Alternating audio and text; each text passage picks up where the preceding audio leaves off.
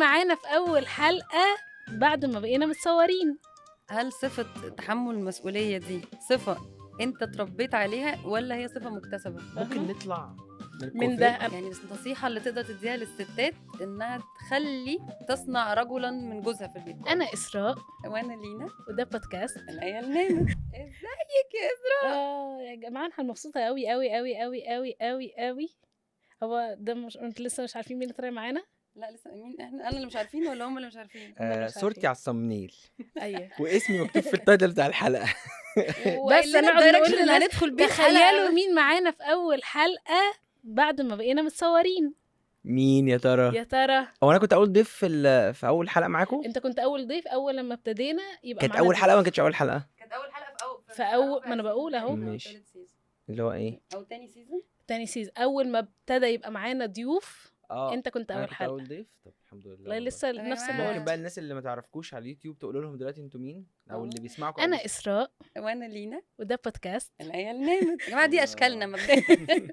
عشان لو كنت بس بالنسبه لك صور انت في مره بوست باي ذا واي الاي دي اتش دي هيبان جدا في الفتره الجايه أوكي. فعادي. مره كان في بوست على الفيسبوك في الجروب بتاعنا. مم. احنا عندنا جروب على الفيسبوك. انا حد كتب انا ما كنتش متخيل ان ده صوت لينا، كنت متخيله شكل حد شكلها حاجه تانية. مم. نفس الكلام مع اسراء. مم. فحاسه ان احنا محتاجين مبدئيا ممكن تسالوا بقى الناس، بس الناس عندكم على انستجرام وعارفه شكلكم وعارفه ملامحكم يعني.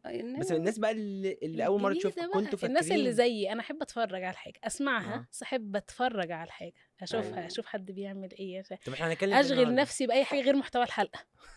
البادي لا معلش، محتوى القلم مهم جدا. انا جايبه كده في بقى معلومه. بقرا كتاب اسمه كيف تربين رجلا. حلو حلو ده اللي هو ابنك ولا جوزك؟ اي بالظبط بقى، ما هي دي بقى انا قلت ما نتكلم في الموضوع ده. اوكي ماشي. انت متربي يا بدر؟ تعالي نجيبها من الاول. انا اصلا ايوه لا اما انا بالظبط عشان كده انت خلصي الكتاب واديهوله يلا مع السلامه. لا ادي لامي بقى يعني ادي الكتاب لامي عشان لا انا خايفه مع بدر بس في الاطفال لا خايفه عامه من حته خلينا كوكب زمردة في البيت. انا تمام. انتوا عندكم 3 بنات. خلاص ف3 بنات الدنيا جميله لعب واحده. وبعدين انا كنت خايفه بس سنه من فرق السن بصراحه. انا عندي ليلى الكبيره 10 سنين، عندي فاطمه وعدها 3 سنين، ونادين 2 سنين. كنت خايفه الجاب ده الفرق اللي بينهم كبير يخليهم مش متفقين على لعبه، مش بيعرفوا يلعبوا مع بعض قوي كده. بس لا الحمد لله يعني مشتركين كلهم في لعبه، مين هيزهق مامي اكتر. في حد منهم عنده سمات رجوليه؟ يعني حاسه ان هو ده البنت اللي هتبقى لا. مش قصدي رجوليه لا. يعني لا مش ذكوريه قصدي يعني. لا انا بقول لك انا حاسه ان لا بيتنا زمرد خالص بجد. اوكي بدر اخبارك ايه في انا ما عنديش صفات رجوليه. انا عندي كنت سمات عايزة ذكورية. انا حسيت المفروض تقول حاجه انا ما عنديش. لا يعني انت بتقولي في حد عنده سؤال ما جبتش سيرت. ايوه بس احنا كلنا لا والله جاوبنا. نادين ممكن يكون نادين ارجل شويه. بتعمل حاجات بنات في البيت يا بنت؟ بعمل. لسه كنت بقول لاسراء امبارح حصل معايا موقف من اسوأ المواقف اللي ممكن مش تحصل لراجل تحصل لبشري. ايه بقى؟ طيب باختصار، انا كان عندي التهابات دقني بتلتهب علشان الشعر بيطلع عندي جفاف في بشرتي يعني بيطلع ملوي كده بيخش في ايوه بيرجع تاني بيخش في الجلد فيعمل لي التهابات. حلو. جلد الوزه يعني. لا ده حاجه تاني. جلد الوزه ده المسام بيكون شايفه الريسيرش اللي هو عامله اصلا. بص اصلا انا عارف جلد الوزه انا عارف. ده متقدم. يعني المهم فاسراء قالت لي لا تعالى هجيب لك مرطب كده. جابت لي مرطب تحفه للبشره الحساسه جلد الوزه في المطلق. جلد الوزه. قالت لي خد يعني بعد الحلاقه اعمل كده وكل يوم يعني البشره هتبقى اهدى والشعر هيطلع عدل يعني تمام. فبقيت استخدمه وجاب نتيجه حلو. فكنت بحلق امبارح وخرجت من عند الحلاق قلت بقى ايه مش هينفع احط عند الحلاق من الحاجات بتاعته دي. كنت من الاسراء جايبهولي. فاسراء قال له انت قلت لي الحلاق قال لي باين ما شاء الله المره دي دقنك مش السكين كير بتاعك فارق. قلت تحفه. فاسراء حطالي الكريم اللي هي العلبه الكبيره دي، حطالي منها في علبه صغيره كده. عارفين العلبه يا جماعه؟ مش ممكن انا يعني لو واحده مش عارفه بصراحه ياخدك بمراتك يعني انا لو حد عشان ما يبقاش بالك كده في اللي اول مره بصراحه ربنا يحرسها اللي اول مره يشوفنا عشان ما يقولش ان الاستاذه اللي هناك دي بتشقطني. هي مراتي يعني هي مراتي يعني. فحط لي، عارفين البنات اكيد عارفه العلبه بتاعت فيتشي الصغيره دي فيها، ايوه حط لي فيها بقى الكريم ده. فانا قلت ايه هحط بقى بعد الحلقه، فباخد يوتيرن كده، عربيتين دخلوا في بعض فالطريق وقف، وانت طلعت فانا وقفت عند اليوتيرن، جنبي هنا على يميني عربيه وجنبي هنا على شمالي عربيه. فقلت خلاص احنا واقفين حبه، قمت منزل، عملت كل حاجه تقول ان انا، هو اليوتيرن ده في اول العبور، عملت كل حاجه تقول ان انا عند اول العبور الجنسي، اللي هو انا لسه عامل عمليه تحويل حالا وجاي من المستشفى. نزلت المرايه، فتحت البتاع الشماسه، فتحت المرايه، عملت بضوافري كده كده، لان البنات بتاخد الكريم كده عشان ايوه عشان احنا علشان ما ينزلش تحت ضوافرنا. عملت كده ونقطت النقط اللي على وشي هنا واللي على وشي كده، وعملت بشكل دائري عشان يمتص وكده، وعملت دي وبعد ما خلصت خالص عملت اللي هي دي عشان باقي حركوا الدنيا اتحركت. لا وكنت ماسك كان وهو بيطلعه لقى معاه في الشنطه. ثواني، احنا قبل احنا من كام يوم كنا مسافرين، واسراء جت تلم الحاجه، الناني اللي عندها في البيت جت تلم الحاجه، حطت الحاجه كلها في شنطتي، في شنطه ايدي الصغيره دي. اصلا عندي شنطه ايد فاهمه قصدك. ماشي عندك كلتش بس سودا، فانا بس سودا يعني ما فيهاش ورد وما فيهاش حاجات. فانا عشان اطلع علبه الكريم دي طلعت الحاجات كده وماسك فيها بقى المسكره بتاعت اسراء، وفيها السان سكرين الاس بي اف اللي هو 50 بلس، ماسك كل الحاجات دي في ايدي وبعمل البتاع كده. فانا اللي شايف من بره اللي جاي همسكر المسكره بقى وهتعيش حياتك. الطريق ماشي، قمت قافل البتاع بمنتهى الهدوء، يعني فتران اشواجندا. حطيت البتاع في الشنطه وقفلت نشوه جامده. ايوه قفلت وبمسك وبعمل كده بقى عشان امسك الدركسيون ما يزيدش من الكريم، لان الكريم ده احلى حاجه فيه مش اويلي. بيمتص بسرعه. بمسك الدركسيون كده وبتحرك بالعربيه، ببص على يميني بقى كاي سواق محترف بيبص على يمينه. لقيت 3 بنات في عربيه، اتمنى يكونوا بيشوفوا البتاع. تقريبا هم في MIU جنبنا او حاجه. لا بيصوروك مثلا، يا ريت مش فطسانين من الضحك، اللي هو واحد منهم واقف ضحك في الشارع، بقوا في الشارع عادي منهارين ضحك. وانا قعدت اقول يا رب، طب لو ده اوبشن ان الارض تشق وتبلعني دلوقتي بالعربيه بالمسكره لوحدي، لان لو بلعوا معايا ما عملناش حاجه. الحته اللي انا فيها بقى، الكرسي اللي انا قاعده. والله قلت يعني خلاص، قلت توبه احط اي حاجه، مش عموما بس في الشارع يعني. يعني فاهمه، ده بدر الراجل اللي في البيت. طب انا اسال مين دلوقتي في موضوع الحلقه ده؟ لحظه، شايفه كميه الديتيلز دي، ده الراجل اللي عندنا في البيت. ايوه يعني فما بالك البنات. لا انا بجد كوكب زمردة. يعني لسه ليلى كانت اخر خناقه اللي بنتكلم عليها ان هي اتضايقت قوي ان انا جبت لها دراي اويل من غير شمر. ايه الشمر؟ الشمرنج. اصلا انا عندي ولاد في البيت. الشمر ده لا، انت عندك بنت، عندك ولد يعني لسه ما حصلش. عارفه اسماء جلال في المطلق هي الشمر. ايه ده؟ عارفه اللمعه بقى؟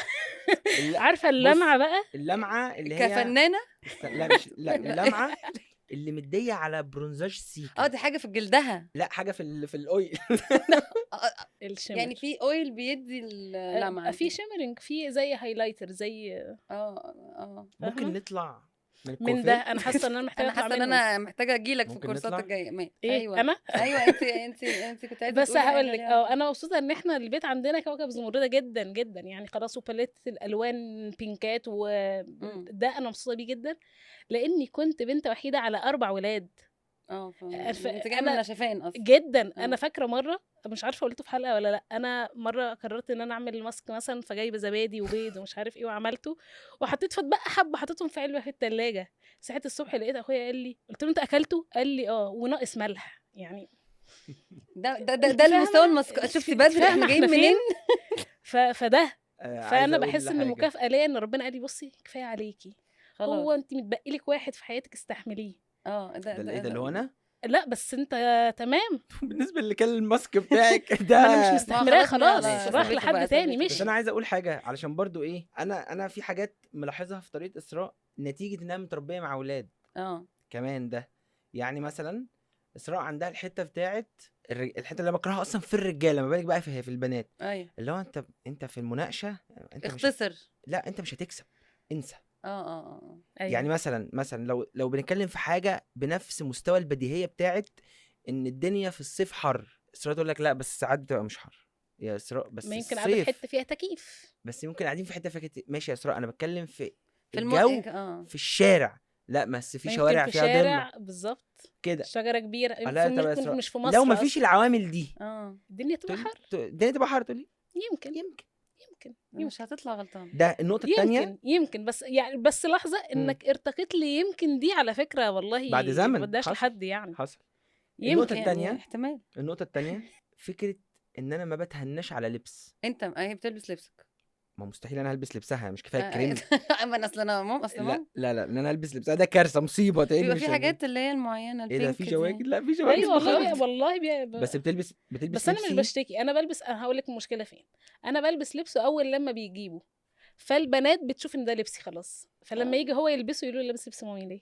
ايوه طب شفت معاهم حق. ما انا شفت وبعدين انا بشوف دلوقتي في بس مش برضه المحلات. الصور بيه غير لما هو ينزل اول صورة على فكرة. صح حصل ولا لا؟ صح.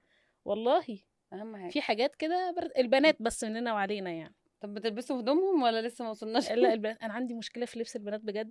انا لبس ليلى اللي بيصغر بديه لفاطمه، ولبس فاطمه اللي بيصغر بديه لنادين، ولبس نادين اللي بيصغر بديه لبنت اخويا.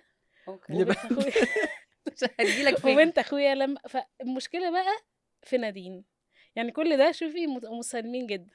نادين ما بتحبش حد ياخد لبسها، فاول لما تلاقي بنت اخويا لابسه لبسها انهيار وصريخ ليه بتاعتي، ونادين عندها تاعتي حاجتها. طب ما البنت دي بقى واخده صفات انثويه جدا. عارفه الخناقه بتاعت انا رحت مكان فلقيت واحده لابسه نفس اللبس فاليوم باظ. انت عارف ان البنات عندها مشكله وايل انك في نفس المكان ممكن تلاقي 7 رجاله لابسين نفس الكوتشي. طب انت عندك الحته دي؟ انا ما عنديش كلنا لابسين زي بعض. بس انا ما عنديش الحته دي. طب انت عندك كده شويه؟ لا خالص. يعني هقول لك ليه، بس انا مش جايه من فكره بنات وولاد. انا اصلا بحس ان انا ذوقي ان حد يعني أيوة اللي هو بقى عنده نفس الذوق ده احنا هنبقى اصحاب جدا. زيي انت بجد واصل يا عيني يا عيني انت لابس زيي تعالى. فاهمه، فاللي هو بحس احنا نبقى اصحاب يعني. انت كده في حته فاهمه، فما بحس كده يعني. طب اسالكوا سؤال. اوكي اسالكوا سؤال في موضوع الحلقه اللي احنا مش كل شويه نفتحه بجد كانه بيهرش كانه موضوع بيهرش يعني. اصله كتاب فاهم، ادولك في الاخر وانت ماشي. تعالى نتكلم كيف تربين رجلا. ما انا هقول لك ايه الصفه اللي تحبوها في ولادكم لو عندكم ولاد؟ لو انت يا اسراء جبتي ولد تحبي تبقى موجود فيها، وانت يا لينا تحبيها تبقى في زوزو. هو انا اصلا عندي ولد. انا فاهم. يعني بقى الفكره انا بحاول دلوقتي اذاكر ايه الصفات اللي انا المفروض تبقى موجوده فيها، لان شوف في فرق بين صفات ذكوريه ودي الحاجه اللي انا مش عايزاها ابدا، ان هو مذكر فلازم يبقى لازم تبقى عاش فاهمه ومهرجل وما تعيطش واجمد كده وما تعبرش عن مشاعرك ايه في ايه. دي الصفات الذكوريه المكتسبه من الكوميونتي انا مش عايزاها في مجتمعنا. بس يعني في بقى الصفات الرجوليه اللي انا بحاول ادور عليها اشوف هي ايه بقى. ماشي. بس يعني مثلا احد الحاجات فكره انه بحس او انا بفتقدها عامه في المجتمع النسائي، فكره انه انا بطلع يعني بكبر دماغي هنا يعني البنات ما بتكبرش دماغها، بالعكس بتصغرها وتدخل في التفاصيل ده نادر قوي لما تلاقي حد يعني قادر يقرا السيتويشن او قادر الموقف اللي هو فيه دلوقتي. انت اختك بتتخانق معاها، اختك دي قد ايه بالنسبه لك؟ طب انت اصلا بتتخانق عشان ايه؟ طب الحاجات دي الرجاله بتعملها بسرعه، بحس كده اللي هو عمليه عقليه سريعه جدا. انا هدخل الخناقه دي اصلا ولا لا، ولا الشخص ده ولا هي اصلا تعبانه ولا دي هرمونات بنات ولا يعني. بس انا عايز اقول لك بقى الرجاله مش بيفكروا في القصه بهذه التفاصيل. الرجاله عندهم 0 و1. بمعنى انا اختي دلوقتي بتضايقني، ما بيعملش كل الحسابات دي. هو بالنسبه له حد بيضايقني ينفع اضربه ولا لا؟ يعني بالظبط يتضرب ولا لا؟ بنتي مش هينفع اضربها، مراتي مش هينفع اضربها، اختي مش هينفع اضربها. الخناقه مش متكافئه ايا كان مين هضربه. ده الراجل اللي بيفكر كده. بس مش بيحسبها بقى اختي دي قد ايه مني ده مجسم ينفع يتضرب ولا لا. أيوة بس الرجاله بتفكر كده. طيب عايز اقول لك بقى على حاجه بخصوص ان الصفات الرجوليه والذكوريه، بدل ما تتعبي نفسك في الصفات الذكوريه ولا الرجوليه، الصفات الانسانيه بقى. اصلا كل ما تعوزي تخلي حد كويس طلعيه من الجندر. يعني أيوة. يعني خلي الموضوع مش متجندر تماما. يعني لا ليه في المطلق يعني اللي هو يعني ليه قصدي حاجه خلي الموضوع ليه بنروح هناك يعني فاهم قصدي؟ خلي الموضوع جندرلس كده. أيوة. اللي هو ده آه كإنسان. كانسان كبني ادم. أيوة. إيه اللي المفروض يبقى في البني ادم؟ المفروض يبقى حنين، المفروض يبقى بيحتوي، المفروض ربنا رزق بقى نسبة كبيرة جدا جدا جدا او الغالبية العظمى من الستات بهذه الصفات، بس هي أيوة. مش حكر على الستات، صح. هي صفات انسانية اصلا، صح. بس هي ربنا اداها في الستات علشان هي بتيجي مصاحبة لحاجات تاني زي الأمومة وزي بس هقول لك على حاجه، العاطفة وزي صح. ماشي، لكن هي المفروض تكون في كل البشر، رجاله وستات. فانتي ما تهتميش تعلميه يبقى راجل على قد ما تهتمي علميه انه يبقى انسان. يعني اتفق طبعا على بس. فكره الراجل والانسان، وفكره انه زي مثلا انا عندي، انت بتقول عندك الزمرده، انا عندي الاثنين، اوكي. ففكره البيت اللي طالع فيه بقى التو جندرز انا دول، بحس دوت بيوضح الرؤية اكتر، يعني اصل انت يعني لسه ما فيش اي عوامل، ده بيسلك بطريق معين وده فاهماني انت، بس فهي انت اللي هو شايفاه وانا بحس دوت بالظبط، الدنيا فبتحسي واضحة انك في اكتر. الاخر بتركزي على كور الشخصيه بقى، ما أوكي. بقاش ولد وبنت، على قد ما انه هو انت شخصيتك عامله ازاي. البيت أوكي. معلوش لون مسيطر، هو أم. البيت لونه جراي ابيض أيوة. كده، اللي هو صباح الفل، انت بتحب ايه، انت بتحبي ايه، وما بقاش فيه ريمبو. طوابع معينه برضو بتجيبينا هناك. انت اللي قلتي الوان، انا مالي.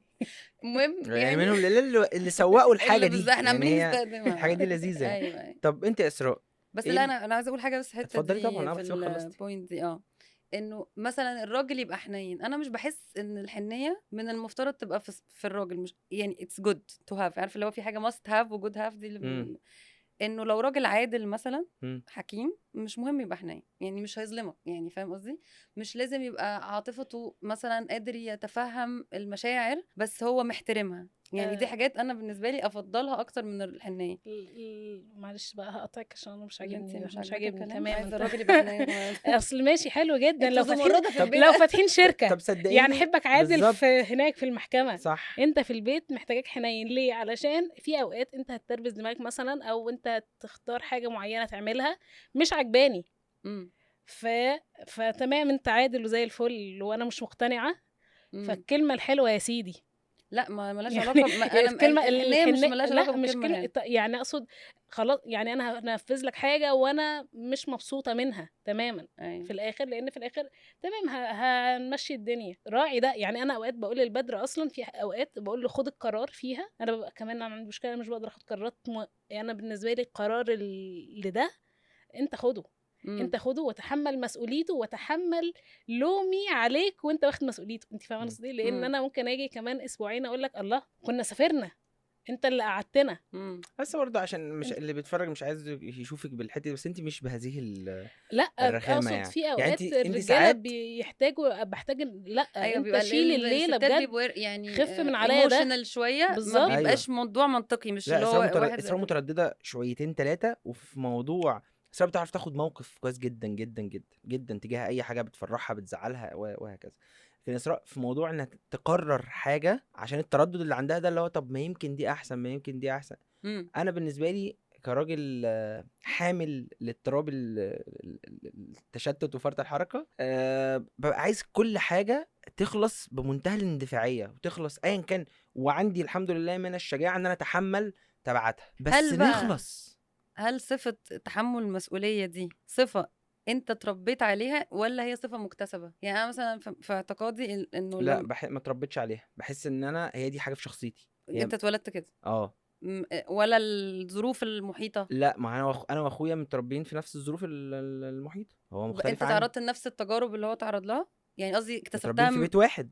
بحس لا بدر شخصيته هو مسؤول، هو شخص هو شخصيته مسؤولة. حتى اعمل لكم ايه تاني؟ متجوز وانا عندي 23 سنه، اعمل لكم ايه تاني؟ صح بس وانا مسؤولة. انا بشوف هي الفكرة كلها ان مسؤولياتنا مختلفة. لا يعني انا فاهمة بس انا مثلا متخيلة او انا عندي اعتقاد انك عشان تطلعي طفل او شخص مسؤول لازم تبدأي من وهو صغير، انه تحطيه تديله مسؤوليات صغيره حتى في سن نادين او كده، اللي هو بتودي حاجتها مثلا تحطها في الغساله، ما اعرفش تلم اللعبه، مش عارف لو عيل مفخد مش هيعمل برضه. لا انا قصدي فكره ان بقى الام او الاب يزرعوا اللي هو يضغط عليه عشان يتحمل المسؤوليه. بس انا مش بعمل ده قوي يعني، هقول حاجه معلش يا اسراء، هقول حاجه هو زي ايه، زي الستاره دي مثلا. انت مثلا عايزه تعلقي عليها حاجات، هي الحاجات دي مش بلت ان هي الحاجات دي انت هتعلقيها على الستاره، فاهمه قصدي؟ وارد ما تثبت وارد ما تثبتش. ما النتيجه حتى لو تبقى- سبت الى ابد الظهر، اي حد هيشوف الستاره هيقول ايه، دي مش على الستاره، دي مش من الستاره، دي محطوطه عليها، دي متخيطه، دي فاهمه. فدي حاجه هتبان مش بنربيها، هي بتطلع في هي الانسان. الشخص من وجهه نظري يعني، مم. معرفش بقى راي علم النفس ايه، بس بحس كده. طيب اسئله عشان انت يا اسراء قولي لي، انا مش عايز رغي، انا إيه ده؟ عايزكم لا، ده تجاوبوني. في البيت هناك، ده في البيت. انا هنا أنا جاي هنا اتكلم. انا جاي هنا لا اتكلم. هسألك على حاجه بجد. ايه الصفه اللي تحبي تبقى في ابنك؟ الحنيه رقم 1. يعني انا بقول لك انا حاضره ده مثلا في اخواتي الصغيرين، انا عندي اخوات صغيرين طبعا. بقول لاحمد مثلا خد بالك من اختك الصغيره، او لو احمد ده اخوك يعني؟ احمد ده ماشي. اخوي، لو هقول له خد بالك منها مثلا، مم. او لو في حاجه خطر او كده، انت اللي قولها لا ما تروحيش، انت خد مم. بالك منها. بس في نفس الوقت لما تعيط احتوي ده، لان هي مم. اكيد لما تقول لها ما تروحيش تلعبي دلوقتي مثلا، اهو انت هتبقى عارف انت اكبر منها وانت عارف ده، فلما تعيط احتويها. انا بشوف ده اهم حاجه. ولو ربيت ولد هربيه طبعا، انا بشوف الاحتواء ده اهم حاجه. مم. وان هو يبقى فاهم نفسه. يعني انت مم. انا بشوف ان انا علشان ابقى مبهوره بيك، او علشان اشوفك بتعمل بجد حاجه حلوه، او مم. انت محتاج تصدق ده، محتاج تعمل لنا حاجه حلوه، ما تبقاش اللي هو صباح الفل انت اصلا كل عيش. عارفه الرجاله اللي هي عارفه كان في حاجه قريتها كده بيقول لك عارفه احسن راجل في الدنيا تتخيليه، يعني مش شكلا احسن راجل اللي مهتم، مش شكلا يا لينا. فاهمه قصدك.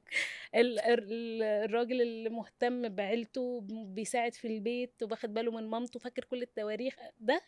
هو ست عاديه عندنا. ايوه عندنا فعلا. هو ست ايوه والله بجد هو الست أيوة. العاديه، هو الافريج عند، يعني في العادي اي واحده تبقى مركزه في شغلها، مركزه في بيتها، عامله.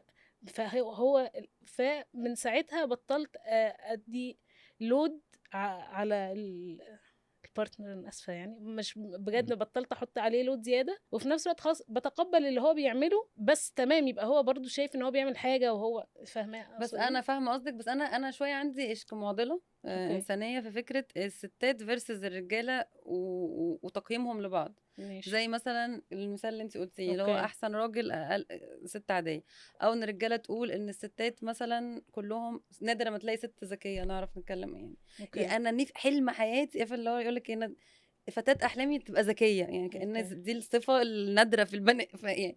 فبحس انه تعميم الشيء. اللي بيقول كده بقى والله ومش بغلط، واي حد قال كده وده رايه وانا اسف، اللي بيقول كده واللي بيقول كده ده وصف مش شتيمه. بيبقى غبي وامه غبيه وبرده.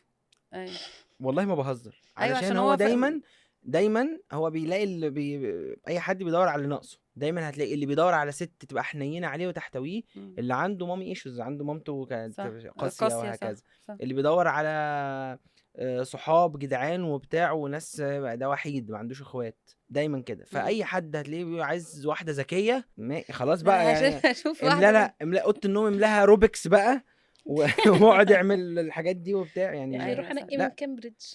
انت اصلا بقى ذكي، فدي حاجه. بس اتفضلي كملي. اقصد دي فكره دي انه انا مثلا بحس انه توقعاتي من الاشخاص الرجاله مثلا توقع انا شايف يعني انا عايزه ايه، فاهمه قصدي؟ بس ده معلش اذا خلينا نرجع لحلقه التوقعات المرئيه. لا هي الفكره في توقعاتك. ما هي انا بحس ما هي بقى المشكله في اللي هو بيعمله ولا في توقعاتك ان هو هيعمل ايه. ما هي داون جريد لوك بتاعت، او خليني اقول مثلا ابص له بص اقل ان هو ده اخره. دي حاسه حاجه مش عارفه استلقلها مصطلح علمي، بس يعني لو دي مين بتقلله في نظري نوعي ان انا ابسط الحاجات اللي انا بعملها انا شايفاها لما انت بتعملها دي حاجه كبيره، دي حاجه مش بس قدراتنا. في حاجات تانية هو بيقدر يعملها انت ما هو ده عشان كده بقول لك احنا مختلفين تماما. طب ده ينقلنا لسؤال شائك. ليه بقى؟ ويا رب لما اسال السؤال ما يجاوبونيش في 10 ساعات يا رب. ما هو شائك، انت تخيلت السؤال ما هو شائك ما نقفش عنده بقى. عايز اقول لك حاجه، هي دي قد الستات. انت فاهمنا. انا اللي جاي غلط. طب وربنا طب مشوني. لا يعني هو احنا بنقعد نلت ونعجن قصدها انت تحديدا. انا ممكن افتكر حاجه من الحلقه اللي فاتت نتكلم فيها دلوقتي بقى. طيب هسالكوا سؤال. ايوه سؤال شائك. انت يا اسراء الاول، ايه الصفه اللي عند الراجل اللي عند الرجاله، صفه من الصفات اللي عند الرجاله تحبي تبقى عندك؟ ولا حاجه. 3 ثواني ولا حاجه والله ولا حاجه. متاكده تماما. ازاي؟ ثانيه هفكر 3 ثواني. ربنا ما بيخلقش حاجه دميمه بهذا الشكل يعني. هفكر 3 ثواني كمان ولا اي حاجه. خدت بالك من بعد الاختلاف؟ التفكير خد بالك. والله ولا حاجه يا جماعه، والله ولا إزاي؟ حاجه، والله ولا حاجه يا بنتي والله ما تحلفيش، بس عشان اكيد ربنا ما خلقش حاجه دميمه بهذا الشكل. اكيد الفلوس يا بنتي ما صفه بتيجي يمكن راجل غني. صفه مش عمله. فين الست الذكيه؟ انا عندي اجابه طويله. اتفضلي. انا ما عندي، ما هي دي الاجابه اللي من شويه من السؤال بتاع انت عايزه ابنك يبقى بتربى على ايه من صفات انا عندي مشاكل في معرفه وتحديد مم؟ الصفات بتاعه الرجل. ماشي. اقصد زي ما انت كنت بتقول ممكن تبقى صفه انسانيه اكتر. طيب نغير السؤال عشان نخليه بدل ما واحده تقول لي ولا حاجه واحده تقول لي طب انا ممكن اجاوبك على السؤال ده باختلاف مراحل. يعني مثلا اتفضلي. تعالى اقول لك، قول لي وانت في اعدادي ايه الحاجات اللي عند الولاد مثلا تحبي تبقى عندك؟ اخرج براحتي، كتاب المعاصر اكيد. انزل اسهر مع صحابي، اروح لا ما انا فاهم؟ كنت لسه، ما هو ده لما السؤال بقيت في التاني. الجامعه بقى تحبي اسافر بقى مع صحابي ما ده لوحدي. السؤال، ده السؤال. هي ايه دي عارف- صفات الصلاحيات؟ عارف- الرجوليه. ايوه إيه والله الصلاحيات نص بنات مصر مم. نفسها تبقى رجاله علشان اخرج براحتي، اتاخر. بس ده زمان مم. على ايامنا أعتقد دلوقتي متاخره، يعني. لا كلنا بنمشي 8 باين. لا ده كلنا. لا في البدري فتحت. طيب هسألكوا سؤال لذيذ. طبعا انا طب عايزه انت اسالك على انت طب ممكن اسالك نفس ماشي. السؤال معلش بقى ماشي. عشان ايه الحاجه اللي في الصفات الذكوريه تحب تزودها عندك او تحب تبقى موجوده عندك؟ صفات الذكوريه. مش ده السؤال ولا انا كنت بجاوب على تبقى حاجة هشه تانية؟ اكتر. ما انا عندي صفات ذكوريه الزياده بقى، حاجه نفسك تبقى عندك زياده من صفات الرجوله، مم. والحمد لله عندي كل حاجه اللي معيشاني وخليني عارف امشي يعني ماشي. عندي ان انا بتحمل المسؤوليه، عندي ان انا الحمد لله حنين على مراتي وبناتي، بصراحة. عندي ان انا بحب شغلي، عندي ان انا طول الوقت عندي الاحساس بتاع انا المفروض اطلع انا Provider. واشتغل ايوه. انك لا انا بيعجبني في بدر حاجه كمان دي مش موجوده في ناس كتير. بدر من الرجاله المعبرين، ده قليل لما بتلاقي راجل بيعرف يعبر عن هو حاسس ايه، عن اليوم كان حلو، عن انت قليل جدا لما اللي هو عارفه يقول لك على طول الرجاله ساكته مثلا ما بتتكلمش او لا بدر معبر جدا. اسراء مشكلتها معايا ان هي رغاي. اسراء مره بنادول اسراء مره بقول لها مش عارفه ليه جايه بشتكي لها، بقول لها لا لا لا لا لا لا, لا. ليلى طلعت عين اهلي. كنت اخدت ليلى، انا ساعات باخد ليلى كده عشان ارحم اسراء، تعالي نروح في اي مصيبه، تعالي نمشي من وشها عشان ايه ما تعملش فينا حاجه. قعد يشتكي لي ساعه ونص في من الساعه ونص من انها رغاية، من نص ساعه اللي خد ليلى فيها ساعه ونص. ليلى وعملت وقالت والمفروض كانت كذا كذا كذا. قالت لي طيب انت بقالك ساعه بتشتكي لي من ان بنتك رغايه في النص ساعه اللي ومش عارف بتقولي، وانا في الاخر قلت لها انا مش عارفه انا ما اعرفش طالعه رغايه كده لمين. قالت لي طيب هقول لك هجاوبك. انت بقالك ساعه بتشتكي انها رغايه. دي جيناتك على جيناتي. بس هل دي بصراحه بس هي واخداها من بدر يعني. انا طب هل انا متكلمه عارفه لما انا فاهمه انا حريصه مش بخيله. يمكن انا عارف قيمه القرش. ايوه انا مش بهزر قوي، مش دمي تقيل. ايوه عارفه انا جد. احنا جد زي اللي تلاقيه قد الدولاب بيقول لك انا خشبي عريض. ما احنا عارفين فين مفصله فين لو خبطت عليه كده فين فين اروح اشتري زي مفصله فين؟ انا خشبي والله، انا مش تخين، انا خشبي عريض، انا جرم. ايه جرم دي؟ جرم انا مجرم؟ لا جرم اللي هو ده الصفه الاساسيه. انا وفي بقى اللي هو قيود. انا فلافي، انا تختوخ. لا انا تشابي. لا مش هنا انا اسف ده اشتري مني التاني. انا اسف هنا مش بنتين هنتي دي. انا اسف انت تروح تعمل امبادي هيقول لك انت ايه. ايوه احنا لو رمينا عليك رمح مش هيدخل. بس يعني والله عامه لو ده بص انا عامه ما عنديش مشكله ان الواحد يبقى بيسيلف توك حلو. سيلف توك بس ما تزيفش. لا وما تزيفش. لا قول لنفسك لوحدك. جزء كبير من المشكله، يا اسراء، ان انت تبقى عارف ان المشكله قد كده اهي، ان المشكله كبيره مش خشبها عارف. جزء عارف ان المشكله كبيره بجد كبيره. مش كلنا المشكله مش فلافي مش تشابي. طب تعالي انا عندي سؤال. بما انك انت اكيد بقى الناحيه التانية مع اصحابك في القهوه واصحابك مين الشخص، مش بالاسم يعني، ايه الشخص اللي لما صاحب ده الصفه المعينه فيه كراجل تحب ان انت تبقى صاحبه عشانها؟ عارفه اللي هو ايه ده راجل قوي. عارف انا ما بفهمش الجمله دي بقى. احب الصفه تبقى في حد، يعني احب انها تبقى فيا لا او لا، احبها صاحبه. فيه. اه صاحب تحب حد صاحب عشان ده عشان ده صاحب ده عشان كذا. جدع. اي واحد بيتعامل برحمه وبشياكه وبذوق مع البنت، مع الست، علشان ده اللي هجوزه بنتي. طب بس هو صاحبك عادي. انا فاهم. هتجوزه بنتك دي ما هتبقى حاجه أقصدش. صعبه.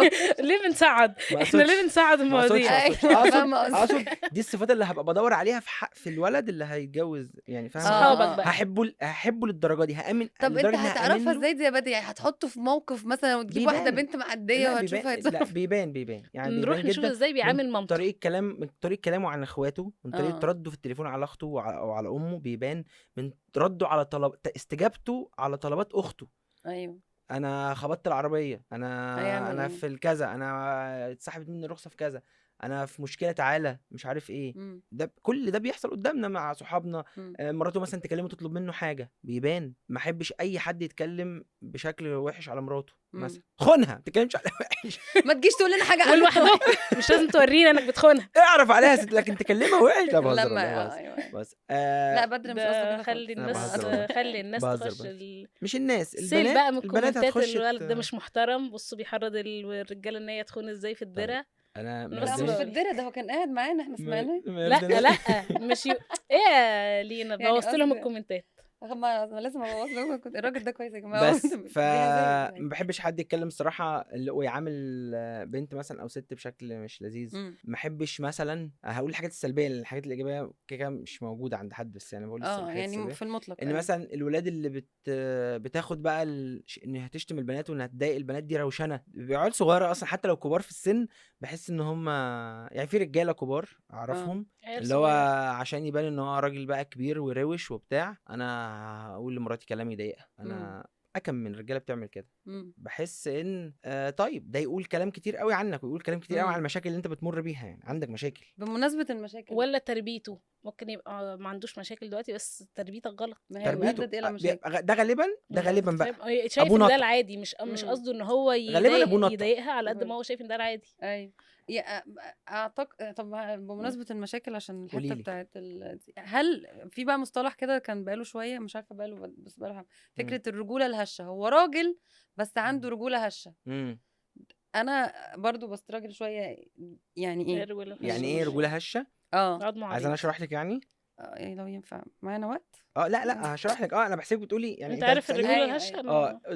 الذكوريه الهشه او الفراجايل اللي هو بيحاول يبان ان هو لا كده. لا ده عنده مشاكل تانية خالص بقى، يروح يكشف عليها. بس دي بحس ان الذكوريه الهشه دي او تعريفها اللي انا اعرفه يعني ان اي حاجه، الراجل لاي حاجه حتى لو بسيطه بتهز ثقته في نفسه، وبتهز ثقته في رجولته، بتهز رجولته. يعني لو هو قاعد وحس ان في واحده ست بتتكلم عن نفسها بشكل كويس، او عارفه تبريزنت نفسها وانها ناجحه او محققه حاجه، هو بتخبطه او بيبقى عايز يقلل منها او حاجه. ده انا انا بقى انا عندي مشكله في ده. عارفه بقى كمان بتقلل من البارتنر بتاعها علشان حاسه ان هي هتنافسني. طب عارفه هقول لك على حاجه تاني، فاهمه؟ عارفه اسمعيني، عايز اقول لك على حاجه تاني. دي اسوأ بتبقى وحشه لما بتتعامل مع الستات. تعرفي بقى بتبقى اوحش بكتير لما بتتعامل مع الرجاله. بينها وبين بعض. يا نهار اسود. انا كنت فاكره ان الست بس دي جايه من منافسه ولا جايه من رجوله هشه؟ لا، وفي رجاله بتبقى عايزه هي تبقى الالفا. انا قاعد في قاعده، انا ابقى الذكر الوحيد في الغرفه. ايوه انا اللي بتكلم ورأيي هو المسموع وصوتي عالي وبضحك. انا مركز الاهتمام، انا اللي فاهم في كل حاجه، انا اللي كذا كذا، انا انجح واحد، انا اجمد واحد، انا اوسم واحد، انا اعضل واحد، انا فاهم قصدي كل الحاجات دي. ده بيقول كتير بقى ان هو عنده مشاكل. ممكن المشكله انت تلاحظيها، او احنا كرجاله او بنات، اي حد معاه في الاوضه او في القعده يلاحظها. يعني مثلا مشكله بس تناولناها ازاي. يعني بدر لو في قعده ما يطقش الشخص ده تاني. انا بيبقى ما عنديش مشاكل. يعني اصل انت هتعمل يعني هقول لك مفيش تنافسيه، بتسيبيه ياخد صباح الفل. هقول لك استنى يعني. زي ايه مثلا؟ انا اسف والله، مش انا بس بقول الحاجات اللي انا مريت بيها يعني. انا اسف لو ده كلام هيخبط في حد. لو راجل قصير هيبقى ومش سوي، يعني في ناس قصيرين وسويه، في ناس قصيره واتعرضت لكميه تنمر رهيبه خلتها بقى عايزه تطلع تنتقم من الكون. تنتقم من الكون. هتلاقيه بقى دايما اللي هو عايز مش عارف ايه. هتلاقي واحد مثلا هو حاسس انه مش راجل كفايه، مش محقق كفايه، مش ناجح كفايه. هتلاقيه هو بيتكلم معاكي، مع راجل يعني معايا مثلا، حط ايده على كتفي بيبان في الفيزيكال جامد كده يالا ومش مني. عارف ايه، انت آه. انت مجتهد على فكره، انت شاطر، وفي الحاجات دي بيديلك، هو اللي بيديلك بوزيتيف بيفاليديت انرجي. هو بص بيفاليديت يو. انا انا اصل انت من غير رايي ده ما فبحس اللي هو في دكتور زيرو. شاطر او اوديك ليه والله أيوة. بجد يعني بس دي رجوله هشه، ولا انا ساعات بشوفها في بنات برضو يعني، بس يعني الحته بتاعه الانسكيورتي المعينه اللي جايه من التهديد لمجرد ان في حد احلى مني اشطر مني. انا بقول لك ده اللي عندنا عند الرجاله. مم. شوف انت بقى عندك عند الستات ممكن تسموها هتلاقي ايه؟ يعني انا مثلا وصفه كده، انا مثلا في بالي انتوا جه عندكم شخص. بتقولوا عليها صفرة صح؟ ايه الصفرة يا دي؟ غلو ده صفرة ده لون. يعني انا لسه لون الستاره ده. بس ما اعرفش انتوا بقى عندكم البنات ايوه ايه؟ هي لا سوري. انا على ايوه شاطره. اديني انا ايوه عارفاها. ايوه ايوه ماشي. لا انا قصدي فكره بس مش الرجوله بقعد معاهم الهشه في كتير حته يعني. ان لو مش بقعد معاهم قولي بس لي، كتير. عايزة إيه؟ سيل كومنتات شتايم انت عنصري. قاعده عامله لنا الباك جراوند التعليقات كلها. ماشي اتفضل. فكره انه مثلا هو في فكره مقلل من حد، بمعنى زي ايه؟ مفيش ست بتسوق كويس، ده رايه في المطلق. فدايما اللي هو طب انا بسوق كويس مثلا يعني، لا انت مش مين قالك؟ بصي انت خدتي ما اعرفش ايه عملتي ده ايه. شمعة فيفي ده لا احنا جينا حج الرد ليه حق الرد، ليه حق الرد لما عارف. يجي ليه حق الرد، بس انا بحس أيوة. ان شمعة فيفي كده بيبص للمرأة بطريقة لا خالص خالص لا انت عشان عايزانا نتكلموا في ما احنا صادفتش. المرأة. نتكلموا عن المرأة بس. ما صادفتش ده. قصدك بس على المرأة، احنا نجيبه بقى يرد. بس شمعة فيفي عنده ده، بيحب يقول اللي قدامه طول الوقت. انا لما ملاحظ ده رايي فيه، لو عايز يطلع هو يقول رايه فيه يتفضل يعني. بس بحس ان هشام عفيفي اللي هو ايه سيل من الكومنتات. جيش هشام عفيفي.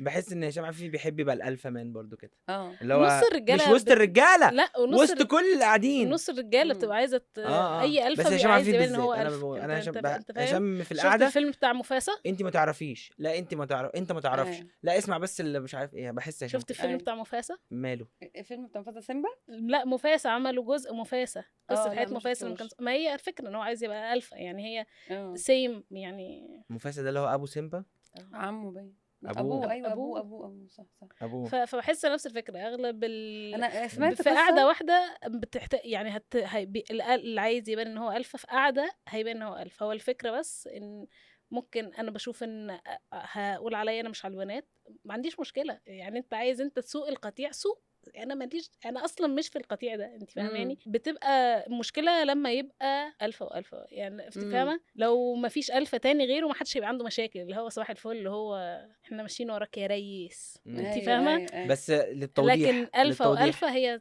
للتوضيح هشام عفيفي ما عندوش عليهم. ذكوريه هشه، او يمكن انا لسه ما اكتشفتش يعني، ما عادش معاه كتير، هنجيبه هنعرف. ما عندوش ذكوريه هشه، ولكن هشام هنشيلها. عفيفي دايما عنده الحته دي يعني، عشان بس ابقى قلت الكلام كله وكلام ما طيب. يقتطعش يعني. انا هرجع لحته معينه عايزه اعرفها، عشان دي انا انت عارف انا بذاكر. اتفضل. فانا مثلا دلوقتي لو انا زوجه، احنا زوجات عايزين نصنع رجلا في البيت، مش بالضروره يكون ابننا، ماشي، في حاله اسراء مثلا ما عندهاش ولاد، ماشي، هل تقدر يعني انت تقدر يعني النصيحه اللي تقدر تديها للستات انها تخلي تصنع رجلا من جوزها في البيت؟ مش هجاوبك اجابه اكسترا كمان يعني، هتوصى. اوكي هقول لك ازاي يعني، من وجهه نظري برضو دي مش حاجه علميه تمشي وراها يعني، انا هقول من وجهه نظري. لا انا امشي وراها ولا ماشي. حاجه، ربنا معاكي ربنا معاكي ولا اي حاجه ولا اي برضو ولا اي حاجه.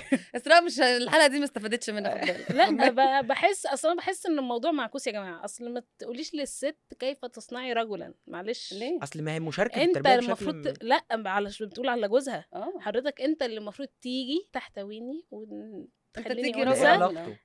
لا انت الاول المفروض تحتويني فاديك السبورت ده، مش العكس. ما تطلبنيش ان انا يا ستي ما هو ده العادي. فاهميني ولا انا فاهمينك ليه في افتراض ان هذا الراجل ابن 200 كلب؟ ما يمكن راجل كويس. ايوه انا ما قلتش ان هو مش وحش، انا بقول ما يستناش ان هي تاخد المبادره الاولانيه، ما قلناش هي ده اللي هتصلح. هنقول ان الراجل انا عندي مشاكل سوي. مع البنات اللي اي كان فيكسهم، بس مفيش وقت يا اختي والله، مفيش وقت. الدراسات العلميه ان دي كان فيكس تم فعلا. بصي انا مقتنعه ان احنا بنفكسها. ايوه اهو في ناس اهو ايوه وماشي، بس في حالات بص هنا لحظه كان مش موجوده، اصل عادي تبعنا يو فيكس دم اصلا تماما. لا انا مقتنعه ان تمام احنا كل الناس بتساعد الناس ان هي تتصلح، انت بتبقي محتاجه فك تساعدي كده فك. لا والله بصي هتكلم بجد. انا بشوف ان كلنا، انا مقتنعه جدا ان احنا رزق في حياه بعض. يعني انا بشوف ان ممكن لينا وجودها في حياتي رزق، حد تاني وجود لينا في حياته رزق. انت فاهمه اقصد ايه؟ بقى بس ده كل معنى واحد شامل. بيصب انا في اقصد حته. انه اصبري هقولك. بس الفكره ان انا ابقى عايزه اتغير. دي حقيقه، انا مش هقعد افيكس يو دي وانت حقيقه، صباح دي الفل. حقيقه. ما اتفق، هو مش يقعد يحاول يفيكس مي وانا اللي هو اتفق ما والله، تعدلش عليا، اقبلني زي ما انا. والله اتفق. اكيد صح. انا هبقى عايزه اصلح من نفسي، او يعني اكيد انا هبقى شايفه ده ايا كان بقى بثق في رايه، مش عايزاه يزعل، ونفس الكلام هو. لكن اللي صح. هو انا عماله احاول افيكس يو وانت. بس دي مش اجابه على السؤال. انا ما بجاوبش، ما بحبش حد يسالني اسئله. انا بقول حاجه انا في الموضوع. ببوظ الاسئله بتجيلي مبدئياً. خواطر هي بقولها. بتبوظ السؤال. انا طيب بتجيلي خواطر بقولها لو سمحت. طيب هذا ماشي، البرامج هي دي ما السب تايتلز تلزمنيش. اللي انا عايزه تبقى في الكومنتات. سيل كومنت. طيب انا شويه حاجات كده من وجهه نظري هي دي اللي ممكن تخلي الولد اللي انت بتربيه ده يبقى راجل. وهقول لك ازاي اصلا تخلي جوزك رجولته كمان تزيد. ايوه بس خلينا في الولد الاول. انت مثلا بتربي ولد، اولا شأنه شأن عشان خدي دي بقى مفاجاه. عشان تطلعيه راجل ما ينفعش تصنفيه في البيت انه راجل. هو شيء انت مصمم تجردنا من ما اقصدش يعني ما ينفعش اعمل كده عشان انت الراجل. ايوه ما كده هيخرج المجتمع هيديله جندر رول، هيفلقوا له حياته، هيدمر له نفسيته ويدمر له حياته وهيخليه قاعد متخشب كده طول الوقت وبتاع. انت صنفي البتاع على انه مسؤول وانسان بمواصفات معينه تخليه يعمل الفعل ده دلوقتي. بمعنى ان مثلا شيل دي انت عشان دي تقيله عشان انت راجل. لا شيل دي عشان انت شيل عظمه خشب عريض. وش معنى انا؟ طب ما عارفه هذا عريض. اقصد شيل دي عشان انت تقدر تشيلها، اختك مش تقدر تشيلها. ايوه عندك قوه بدنيه من غير ما نقول له بقى انت الراجل انت اللي لازم تشيل. لا فاهم قصدي؟ على فكره طيب لو اخته كانت مثلا بتلعب رياضه صحتها احسن منه، طيب ماشي هقولك اقوى بنت في الدنيا ربنا خلقنا كده. طب لو فرق 7 سنين هي عندها 10 سنين اوزانها مش زي اوزان الراجل حتى اللي منكم يكون ما بيتمرنش. طيب لو هي كده. البنت 10 سنين وهو 5 سنين، لا الكبير طبعا اللي يقدر. ما انا بقول لك هو اللي يقدر يشيل. ما لذلك عشان كده مش بربطها الجندر ولا عشان كده مش بربطها انا بس قلت المثال على موضوع الوزن، مش بربطها بان ولد وبنت.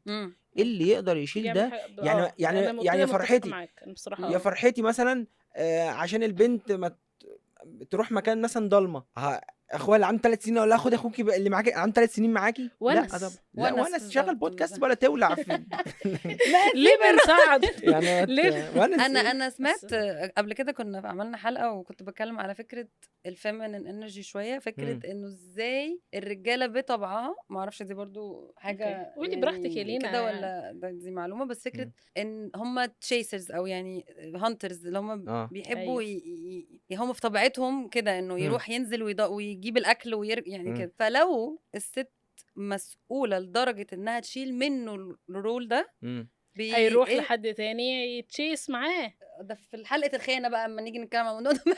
بس انا قصدي فكره انه لما هي بتبقى مسؤوله. سر في الرحله عزيزتي يا بنتي ما تسيبيها تتكلم. ما هي ايوه صح، سيبيها تقول. اتفضلي. سيل من الشتايم والكومنتات ما تقطعش اسراء. فكره انها تزود من الفيمينين انرجي بتاعتها، اللي هو انا معتمده عليك انت في الحاجه الاساسيه دي. انا ممكن اسبورت بطريقه مختلفه، اطبطب واشيل الجزء بتاع المنتل الهيلث بتاعك ما اعرفش ايه، وهو يشيل جزء المسؤوليه بتاعت السعي والتعب والشقه والما اعرفش ايه. ده كل ما ده بيقل وده بيزيد ده بيزيد، يعني قصدي كل ما الفيمينين انرجي سبورت في دوره تقل كل ما. طب انا هقول لك حاجه عشان دي بدر كان مش فاهمها اول الجواز. انا بجد كنا اول ما اتجوزنا انا باخد خطوه مع بدر كميه تعديلات على بدر، امشي من الطريق ده، ما تسوقش كده، البس كذا، اعمل كذا. ده احنا دلوقتي لا خلاص بقيت بتحرك مع بدر كأني شلت الفيشه. بحس ان ده بيحتاج من البارتنر ان انت تبقي واثقه فيه، ان خلاص ان انا ابقى معاك مش محتاجه افكر في كل ده طول لما انا عماله افكر فيه. اصلا انا بحسه انه بيسحب وبيسحب من طاقتي الانثويه. اصلا انا بالزبط. مش بالظبط ما تشغلنيش بده، هنروح مم. فين، ننزل إيه؟ انا مش ده. خلاص انت القائد، فانت اللي فمهما كانت بتقود. ست بتقول انا قويه وانا بحب اخد افكر، لا يا مم. حبيبتي بجد والله ده مش دورك. مم. انت حاشره نفسك فيه وفاكره بس ان هو ده، انا جايه لك من هناك فاكره ان هو ده دعم، فاكره حاجه كويسه ان انا دعم مقدراه. بالظبط. مم. انا جايه لك من هناك، صدقيني ان انت تبقي كيكه، راجعي حلقه الكيكه، ايوه. احسن بكتير جدا. هتحسي ان انت ستيبل، وهو مم. هيبقى عايز يديكي، وهو هيبقى مبسوط مم. بان عايز انت يرضي، عايز يرضيك. فاهمه. مم. فبحس ان لا، مش يعني دايما كنت بقول ماديا ومعنويا وكل مم. الحاجات، حتى لو ماديا مثلا اللي هو انا هدفع انا معايا علشان هو مش قادر يدفع، لا لا ما بنعملش كده. مم. بس ممكن نروح مكان مراعاة لظروفه، نطلب برافو حاجة، اسراء، شاطر مم. شاطر. بالظبط. نطلب مشروب، مش فاهمة، مش مم. مشروب وأكلة وسينما. اتفق جدا، مم. اتفق جدا لكن جدا مش جدا اللي جدا. هو لا طب تعالى شيل من علي، لا مش ده. صح. هو لازم يبقى مم. ليه؟ لأن انت بقيت أمه، مش او ده. هو يعني بقيت انت شايله فاهماني؟ دوره، أو فهو شايلة دوره او بالظبط. بحس مقاسماه. مقاسماه، واصلا فهو حاسس الراجل، ان دوره وانت او بتقولي حته رجولته ان هو اقل. الصياد وكده، الراجل اصلا بيبقى عايز بجد ان هو يبقى ليه مم. الابر هاند، او حاسس ان هو عارفه عايزه اقول لك ايه، يعني عايز يحس ان هو ليه الابر هاند، هو اللي بيعمل، هو اللي عازمك، هو اللي مخرجك، هو اللي عامل ده. لما مم. انت تشيلي من عليه الدور ده، والله انا ما بشوفهاش غير يا مش هتكملوا في احسن مم. السيناريوهات، مش هيكمل، مم. يا هيروح يشوف حد تاني يعمل معاه ده، يشوف ان هو ايه ده، عشان يمارس فاهمه. رجولته فاللي هو المعينه في دي اللي الهانتنج عرفتها عليا، ايوه، علشان مم. بقى مدياله ده. ما فاهمة؟ بعرفش، تكملة ما بعرفش اشيل، ما تكملة بعرفش لإجابة احط. السؤال. سيل من الكومنت. بدر بيقطع اسراء. تكملة الإسراء فكرتني بنقطة برضو، الابريشيشن، مم. التقدير. دور الذكر في البيت بيخليه راجل. مم. عايز يدي يعني اكتر، حاسس اه انه متشاف ودوره يعني مثلا يعني تقدير دور اللي هو الرجاله يا جماعه بتحب تتشاف انها بتعمل، لانها بتعمل مم. مجهود رهيب. مم. والله العظيم، والله العظيم بجد. اتكلموا بعد كده في ايوه حلقه وده حقيقي، عن انا مقتنعه احنا عايزين نعمل حلقه عن ان الاب كمان. الرجاله والابهات او الرجاله عموما بتعمل مجهود رهيب. مم. يعني انا اتكلم وفي عن الاخر نفسي، الجنه تحت اقدام الامهات عادي. ولسه بس احسن، مفهوم. انت فاهمه، ولسه احسن حد الافريج عندنا، بس هي بجد مصممه على الموضوع ده. ما هو خد بالنسبه بالك. والله ما هو لا ما هي بجد صح، انا ما كلامها عارفه صح. والله هو بالنسبه بجد. لامكانياته على فكره هو بيعمل ده اخره، ده هو كان ميت، هو كان مم. ميت من التعب. ولكن التقدير ده وقود مهم جدا جدا جدا جدا عند الرجاله. ومهما تستوستيرونه خلاه يقول ان لا يا بنتي ده العادي وبتاع مفيش حاجه، بس هو تعبان صح. بالعكس ده هو بس هو شكرا. هيموت ويسمع كلمه شكرا. مم. هيموت. يعني مثلا اسراء بدات تعمل ده مؤخرا، مم. ما كانتش بتعمل كده الاول، فده اللي كان بيخليني احس ان ايه رايك في ما دي؟ شاء الله. مم. بس انت اللحظه بقى محتاجه ادافع عن نفسي سنه. اتفضلي. بدر عنده موضوع اكستريم برضو، يعني بدر جاب مج مثلا، فشكرا على المج. بدر عنده كل مره وانا بشرب اقول له شكرا على المج، عشان انا كل مره بعمل حاجه، انت مثلا بس بقيت اقول 5 مرات انت مبسوط وانا مبسوطه. طب في عيد هي ميلادي، بتعدهم واحد شربت في الماء ناقص لي اتنين 3 مج. في عيد ميلادي سيل من الاخير، الكومنت. في عيد ميلادي الاخير انت جبتي لي هديه، مش هنقول طبعا ايه هي. آه. كل ما بجد كل ما بيستخدمها بيقول لي، وببقى اللي هو كل وكل ما مره اقول له خلاص بستخدمها، يا بدر كل ما والله بستخدمها، خلاص. ودي حاجه بستخدمها كل يوم، اقول لها والله شكرا، بدعي لك ربنا يبارك فيكي، وبعدين انا شكرا. مختلفه، انا لسه كنت بقول لك بدر عندي معبر بجد جدا، وبيستنى الناس تعبر زي ما هو بيعبر. انا بيتي محدش فينا بيعبر مفيش ده، مش منقدرش نعبر ده يعني، لسه مفيش يعني. يعني انا واخواتي حتى احنا ممكن نبقى قعدنا سنين ما شفناش بعض وقابلنا بعض بقى مفيش صباح الحفاوه الفل ايه يا اخويا، ما ما فيش ده، ما بنعبرش تماما. فاصلا ان انا اعبر اصلا بحس اللي هو من بديهي جبت لي مج، فانا ممنونه مش محتاجه افوكلت. دي حاجه اكتشفتها مع بدر. بدر العكس تماما، وهو بدر كده، يعني هو بدر شخصيته كده. بس انا عندي عايزه ارجع تاني لنقطه فكره اكتر راجل واكتر الست العاديه دي. بحس انه على حسب الموضوع. يعني انا بشوف مثلا في رجاله ظروفها خلتها يبقى هي مثلا السنجل بارنت مع ولادها. بجد يعني انا طبعا. بشوف طبعا. مجهود بيحصل انا ممكن ما اعملوش. ما اعرفش اعمله، انه بيروح شغله وبيرجع من شغله ويقعد يحضر يعمل جداول لاولاده، يذاكر معاهم ويودي تمارين ويبقى هو وبحس انه بصراحه هو الظروف اتاحت الحمد لله البيوت اللي فيها ام واب، الام بتبقى شايله الجزء ده عن الراجل عشان هو اللي بينزل يعمل صح الجزء الهانتنج المعين، أيوة. صح والسكن ده مع الام. بس في رجاله لما بتتحط في مواقف لا بصراحه بجد لا يعني انا بشوف. فانا قصدي فكره انه الراجل العادي والست الراجل التحفه والست العاديه دي بحسها ظالمه شويه، ظالمه جدا بالنسبه لي، ظالمه جدا. كنت لسه متفق معايا يا صاحبي. لا لا متفق معاك في حاجه متفق كده معايا في لسه الحته متفق في الحاجه معايا. التانية، بس هقول لك سيل. ظالمه ليه. سيل من الكومنتات. ليه بقى مختلف معاكي؟ اوكي. علشان بحس ان مثلا واحد عنده عربيه فيراري او صاحب مصنع فيراري بيقول انا اسف لو باوبجكتيفاي الست، بس انا هاوبجكتيفاي الراجل برضه عشان بس ادي مثال. بحس ان سيل من الكومنتات بحس ان واحد عنده مصنع عربيه فيراري يقول ايه، انا اقل، بيقول لواحد بقى صاحب عربيه تويوتا، بيقول انا اقل عربيه من عندي او اعظم عربيه من عندك هي اقل عربيه عندي في السرعه.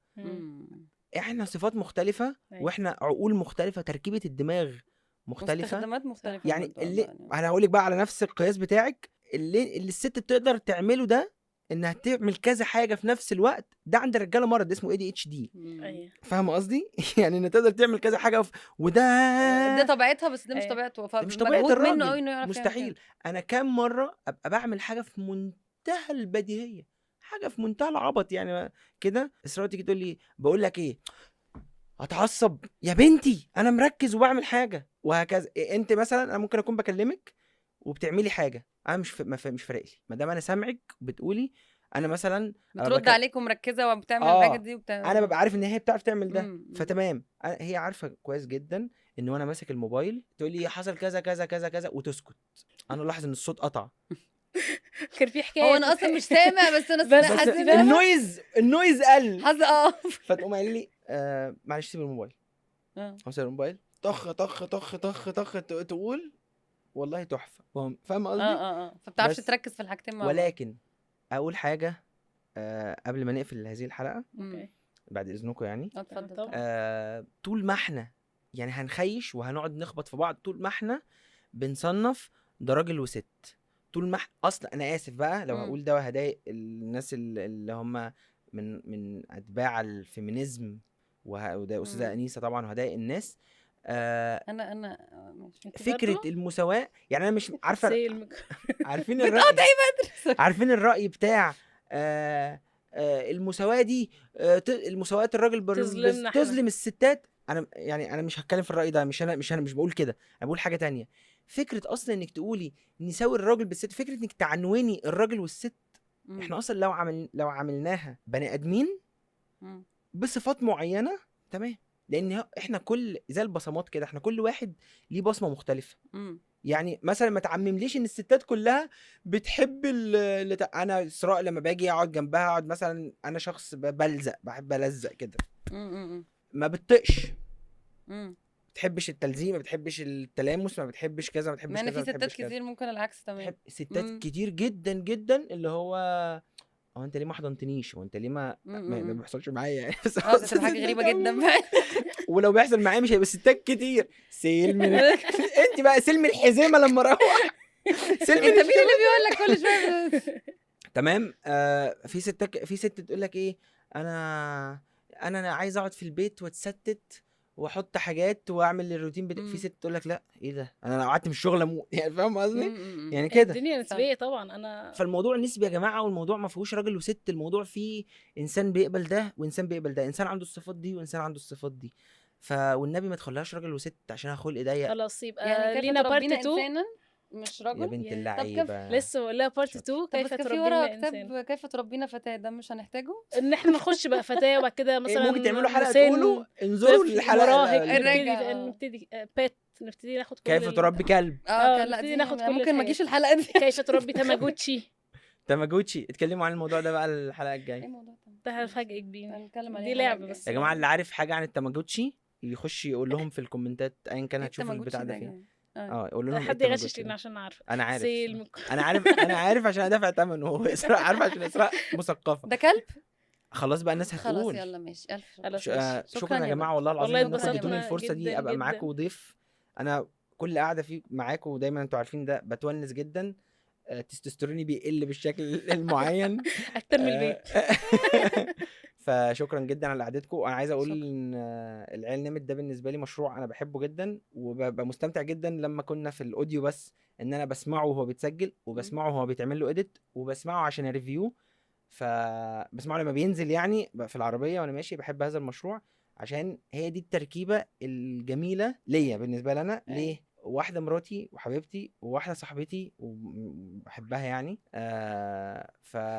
فدي بالنسبه لي اللي هو الايه، هعرف اقول للينا لا انت اللي بتقولي ده غلط، هعرف اقول لاسراء انت اللي بتقولي ده صح، عشان لو قلت لها انت غلط هلاقي سيل من صح الكومنتات صح صح. يقول ان انا لا بس. وهي فشكرا يا انت جماعه على عارف الفرصه دي. انت اتفضلي. عارف ان ليه كده بقى ده اول سيزون هتبقى انت مش مهندس الصوت معانا، ومش انت اللي ماسك بس لنا هو كل دايما حاجة. معانا، خدي بس بالك. هستنى أيوة. السيل من لا بس انا هبقى هستنى البروديوسر بجد بعد الفيدباك اذن استاذه بتاعك. انيسه. انا اللي هبقى لا هبقى الكونتنت بروديوسر. ايه رايك؟ ايوه بالظبط. هبقى انا واسماء اللي الحلقات يا انا بدر، اللي معلش هحط عشان لكم هو اللي طبعا، بيعمل لنا وهحط ايه ده. لكم ده؟ التوبكس كمان. ساعات بص، ساعات ساعات ساعات شيل ساعات. الحته دي عشان بتخانق لا معاها. خلاص. ساعات ساعات. لا بالعكس، سيلكم. سيبيها عشان يبقى في سلم الكومنتات يقول ان اسراء الله ساعات يحترم. بتسمي. صح. شكرا يا بس بدر جدا والله شكرا يا جماعه على الفرصه دي والله. والقعده الجميله، وان شاء الله ان شاء الله تكسروا الدنيا عشان انتوا البودكاست بتاعكم يستحق شكرا يتشاف. شكرا، يا بدر. نورتنا ربنا يخليك. واتبسطت ان كانت اول حلقه في الاوديو لما كان معانا ناس كنت انت، الحمد لله. واول حلقه هنا في التصوير. شرف للي دي- خلفوني. ماشي شكرا يا ماشي. إسراء. مش عارفه شكرا بيشكر يا ولا جماعه. إيه. يلا باي تصبحوا على باي. خير.